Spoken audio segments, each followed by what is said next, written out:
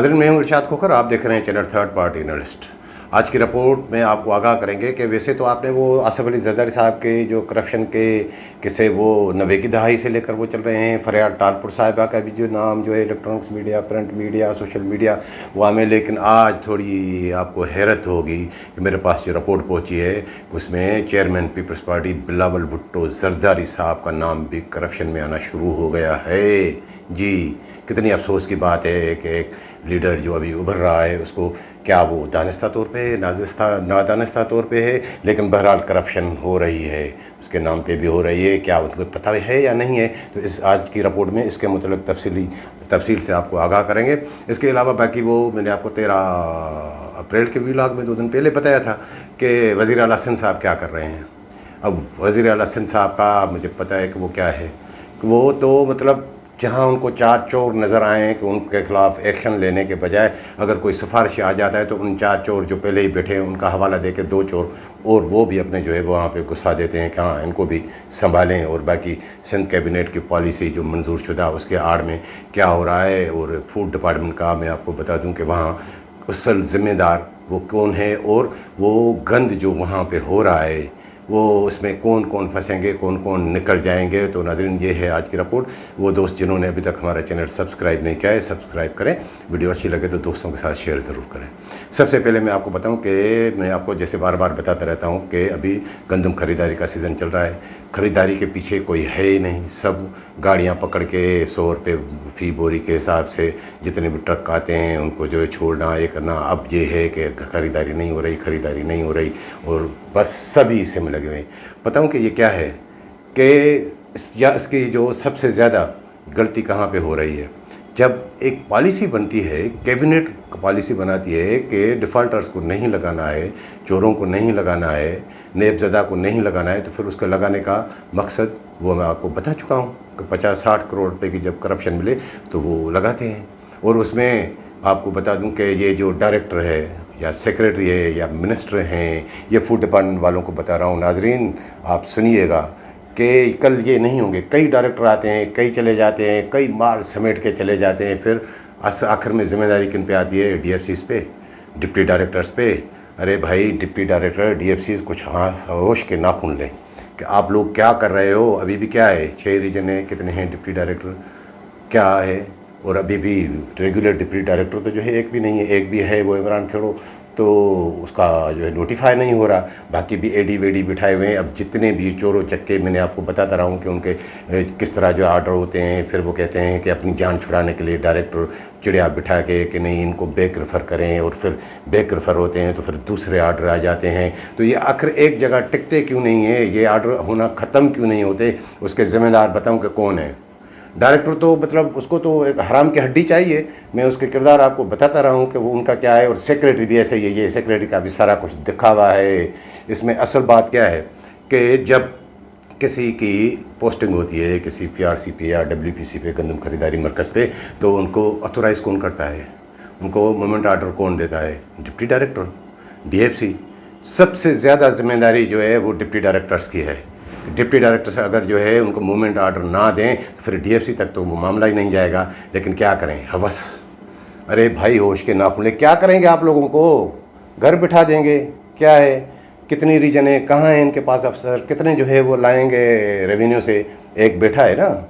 लेकिन बस मामला यही है कि मामला है हवस का इनमें। वो मैं किसी से बात कर रहा था कि यार वो कोई ऐसी कोई इंजेक्शन तैयार हो जिसमें थोड़ी वो गैरत आ जाए।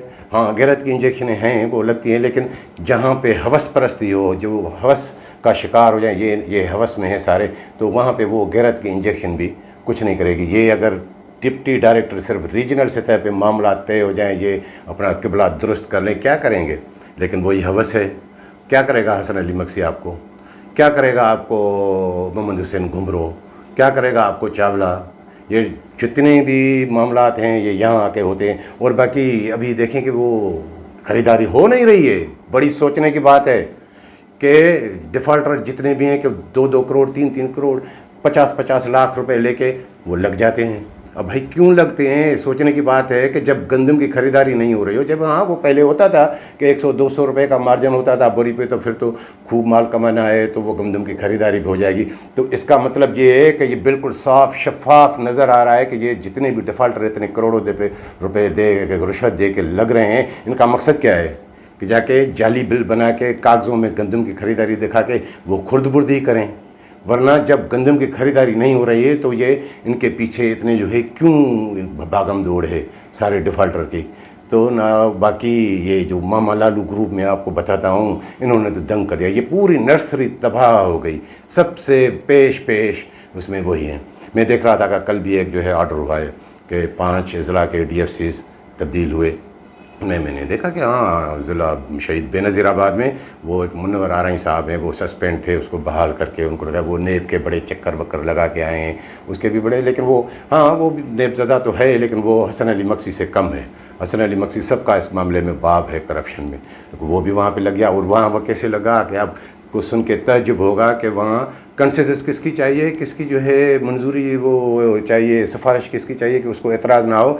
गुलाम अली खास के लिए एक इंस्पेक्टर है जो पूरी जालसाजी में मुलवस है, जिसके किस्से में आपको बताता रहा हूँ कि नवाशाम में। और पैसे तो ऊपर वालों ने लिए, खास के लिए ने नहीं लिए उनसे, वो भी उन्होंने कहीं से उधर से पकड़े, कुछ उधर से पकड़े, वाराई ने कुछ करके जो है उनको दिए हैं। अब वो भी वहाँ से पे DFC तैनात हो गए। वहाँ पे जो मैं आपको बताता रहा हूँ कि वो उसकी बग्घी में जुते हुए हैं हसन अली मक्सी के में, वो शहदाद कोट का शिदा टली तिलशाद सुमरो, उसका तबादला हो गया कहाँ पे, शिकारपुर से जगदीश कुमार, उसका तबादला करके ठट्टा में लगाया गया, और ठट्टा में नज़ाकत अब्बासी रिपोर्ट।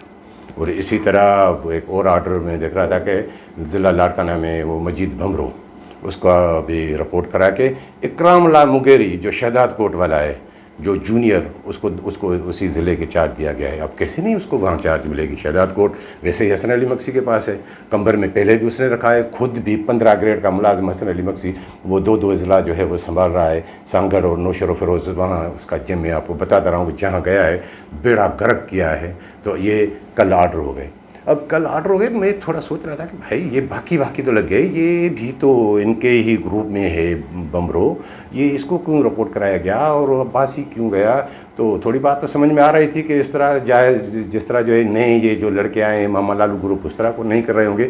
और बाकी में थोड़ा कई दिनों से मैंने आपको बताता रहा हूँ कि वो किस तरह डिफ़ाल्टर एक मुनीर सांगरू और मंठार मुनारी 13 अप्रैल के व्लॉग में भी मैंने आपको बताया था कि उनका मामला क्या है, वो क्यों नहीं, उस पर क्यों इतना ज़ोर है कि ये तासुर दिया जा रहा है कि उनके लिए जो पॉलिसी भी कैबिनेट की चेंज और जो के चोरों चक्के अब जो है लग सकते हैं। 13 अप्रैल के व्लॉग में मैंने आपको बताया कि अगर ऐसा होगा तो ये सिंध कैबिनेट पे कितना बड़ा धब्बा होगा। तो मुनीर सांगरू में ऐसा कुछ क्या है कि वो ऐसा इतनी उसकी अप्रोच है। तो उसका मैंने वो बिल्कुल खोज लगाई कि हाँ उन्होंने डायरेक्टर से और इनसे जो है मिलकर सेक्रेटरी से उनको हाँ पैसे भी दिए, खूब दिए। 3-4 हफ्तों से ये इसका सांगरू का मामला चल रहा है, एक सेंटर फिर बाकरानी पे दूसरा भी सेंटर उन्हें दे दिया गया। तो आखिर क्या है, उन्हें चार्ज भी नहीं मिल रही, बैक रेफ़र करो, बैक रेफ़र भी होता है फिर वापस आ जाता है। तो सांगरू का मामला जो है ना वो बहुत बड़ा है।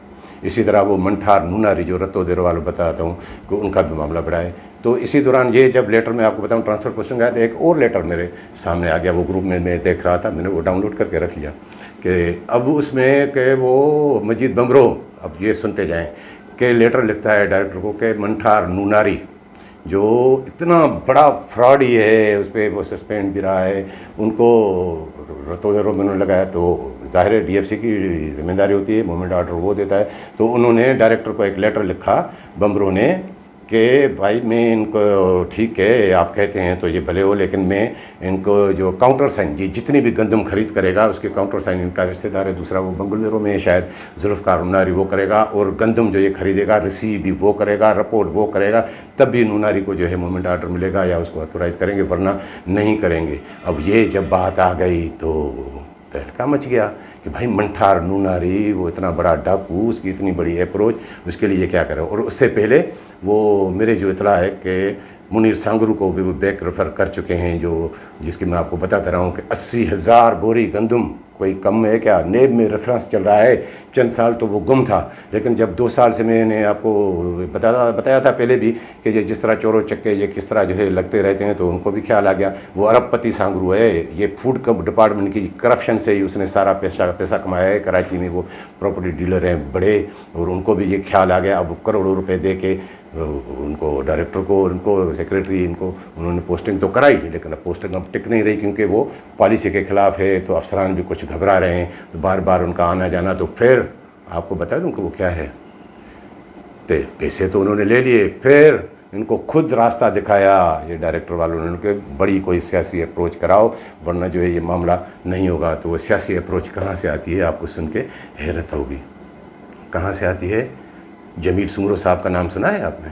कौन है ये जमील सुमरो साहब? एडवाइज़र भी रहे हैं ना इंफॉर्मेशन डिपार्टमेंट सिंध के। और किसके साथ होता है?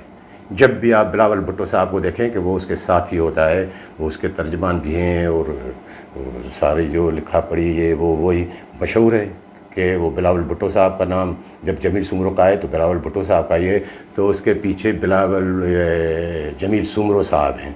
अब जमील सुमरो साहब, मेरी इतला है कि ये ऐसे काम ऐसे नहीं होते हैं। मंठार नुनारी के पीछे भी जमील सुमरो है। आपको याद होगा कि वो इलेक्शन भी लड़ा था, ज़िमनी इलेक्शन लाड़काना में वो हार गया, अब नया इलेक्शन भी आ रहा है। तो जब जमील सुमरो उसके पीछे खड़ा हो तो क्या है, ज़ाहिर है पैसों के बगैर कोई काम नहीं होता। तो ये जमील सुमरो की कौन सुनेगा? जमील सुमरो मतलब बिलावल भुट्टो जरदारी साहब ना, कि बिलावल भुट्टो के नाम पे ये जो है, जो ऐसे चोरों चक्के अगर जो है तैनात होते हैं डिफ़ाल्टर, तो ये वहाँ जो उसके नामों पे जो करप्शन होती है उसमें कौन इन्वॉल्व है? बिलावल भुट्टो जरदारी साहब का ही नाम आ गया ना। और ये कितना जुल्म कर रहे हैं बिलावल भुट्टो जरदारी साहब के लिए, आसिफ जरदारी साहब के, और फिर फरियाल टालपुर साहबा का तुम सुनते रहे हैं। अभी वो एक नौजवान किस तरह जो है वो उभर रहा है मुल्की सियासत में, 3.5-4 साल से वो पार्लियामानी सियासत भी कर रहा है और अभी से। और मैंने इसमें थोड़े अपने ज़राए से बात की, तो वहाँ से मुझे ये जवाब मिला कि बिलावल भुट्टो साहब दानिस्ता तौर पे इसमें नहीं है। हाँ, उन्हें जमील सुमरो वालों ने कहा होगा कि ये इनको बाकियों को मिली है पोस्टिंग, इनको सांगरू को और मंठार नुनारी को सर पोस्टिंग नहीं मिल रही, आप कुछ करें, सीएम से बात करें, चावला से करें। और वो बिलावल उसमें वैसे वो चावला का भाई अशोक भी बैठा हुआ है, तो उनको कहें, तो उसी का ये ज़ोर है बिलावल भुट्टो जरदारी साहब का कि इनको पोस्टिंग दें। अब बिलावल भुट्टो जरदारी साहब को जमील सुमरो साहब, उनके साथ आप क्या खेल रहे हो? उन्हें ये भी बताया आपको कि आपको कितनी मरतबा जवाब मिला है कि ये डिफ़ाल्टर है, 80,000 बोरी तकरीबन 48 करोड़ की गंदम वो खा चुका है। ये तो ज़रा बिलावल भुट्टो साहब को बताएं क्यों उनके साथ जुल्म कर रहे हैं, एक जो है नौजवान लीडर के साथ। अब उसी भट्टी में उन्हें क्यों धकेल रहे हैं जो पीछे से जो 90 की दहाई से लेकर जो है करप्शन के इल्ज़ामात। अब खुदारा बिलावल भुट्टो को तो इन इल्ज़ामात से बचाएं कि इन चोरों चक्कों की जान छुड़े, लेकिन क्या करें, जब 2-2.5 करोड़ तो वो बड़ी बात है। अब जमील सुमरो साहब कैसे हटेंगे? तो आपका फ़र्ज़ है कि आप उनको बताएं। बाकी सीएम के भी मैंने बात बताई कि ज़ाहिर है ये जब और बिलावल भुट्टो साहब का मामला हो तो सीएम तक भी वो मामला है कि हाँ से ये बिलावल साहब ने इसकी सिफारिश की। सबसे ज़्यादा फ़र्ज़ तो सीएम साहब आपका है, आप बताएं बिलावल भुट्टो साहब को कि सर नहीं, ये नहीं हो सकता, ये इस तरह है। और मुझे पता है कि उनको अगर बिलावल भुट्टो को ये पता चल जाए कि ये इस तरह है तो वो नहीं कहेंगे कि नहीं हर सूरत में हटाओ, कभी भी नहीं कहेंगे। उसकी तबीयत जो है थोड़ी वो हटके है, लेकिन उनको भी घसीट रहे हैं करप्शन में। अब ये बदनामी तो बिलावल भुट्टो की ही होगी। जमील सुमरो को जब करप्ट करे तो ये तो अफसोस हो रहा है कि जी जमील सुमरो इनके साथ है कैसे, बिलावल भुट्टो के साथ इतना बड़ा साथ, इतने बड़े साथी, ये वो। और बाकी मैंने आपको सीएम साहब की बताई, सीएम साहब का काम क्या है? सीएम साहब से कोई ढकी छुपी बात है? वज़ीर आला सिंध को पता नहीं है कि ये कितने चोर, ये बदर कीरियो, ये मुनीर सांगरू, ये कौन? कभी उन्होंने चावला से पूछा, लेकिन चावला से क्यों पूछे? जब चावला है तो वो खुद जो है मिनिस्टर भी है, वो चीफ मिनिस्टर भी है, सब कुछ है, उनके किचन कैबिनेट का बंदा है। और जैसे मैंने आपको बताया कि चोरों के खिलाफ कार्रवाई करने के बजाय मुराद अली शाह का क्या रहा है, मुझे याद है गुज़श्ता साल भी बोलाड़ी गोदाम का जो है वो एक इंचार्ज कादर बख्श लून, वो उनके हल्के का है, उसकी रिपोर्ट मेरे पास भी पड़ी हुई है 25,000 बोरी की, कि ये गंदम खा गया, ये इनको पोस्टिंग नहीं मिल सकती। उन्होंने फ़ोन किया था किसको, सेक्रेटरी को, कि इनको पोस्टिंग दें। उन्होंने कहा सर ये तो डिफ़ाल्टर है, इनकी 30,000 बोरी का ये इंक्वायरी चल रही है, ये कभी। तो पता है वहाँ से क्या जवाब आया था वज़ीर आला सिंध का, मुराद अली शाह का, और आप लोगों ने कौन से फरिश्ते लगाए हैं, इसको भी लगा दें। हाँ, क्योंकि वो जो भी सिफारिश कराने जाता है तो वो देखता है कि एक अगर डिफ़ाल्टर लग गया है तो बाकी सबके लिए वो रास्ता खुल गया। कि बजाय इसके कि मुराद अली शाह की ये तड़ी आए कि जितने भी आपने लगाए हैं उनको हटा दो, जितने भी डिफ़ाल्टर हैं, तो और कौन से फरिश्ते लगाए हैं, इन्हें भी लगा दो। तो जब मुराद अली शाह का ये रवैया होगा तो बाकी डिपार्टमेंट क्या सुधरेगा। बाकी मैं आपको बता दूं कि ये बड़ा जुल्म हो रहा है डिपार्टमेंट के साथ, और इसमें सारा किरदार फिर से कहूँ कि ये इनका है, कि जो डिप्टी डायरेक्टर्स हैं ना ये, लेकिन वो क्या करें अब। इनका किरदार मैं आपको बताऊं कि ये कभी कभी आप देखेंगे कि एक पेज पे देंगे या एक चैनल लगाएं तो वो आपको इनकलाबी नज़र आएंगे, फिर चैनल पलट करेंगे दूसरे चैनल तो वही आपको इनकलाबी शिकारी नज़र आएंगे। इनके दोहरे रूप हैं। सिर्फ ये वही जो मुझे एक याद आ रहा है कि जो है पुराना ब्यूरोक्रेट, रिटायर्ड ब्यूरोक्रेट, उनसे मेरी वो अक्सर गपशप होती रहती, तो उनका कि भाई ये करप्शन की ऐसी नफ्सियात है कि जो जिसको करप्शन की ये आदत पड़ जाए तो 10 रुपये किचरे में पड़े होंगे तो वो मुँह से उठाने के लिए भी तैयार हो जाएगा। और वहाँ ऐसा ही हो रहा है। ये डायरेक्टर आपका क्या कर रहा है, किचरे से मुंह से भी पैसे उठा रहा है।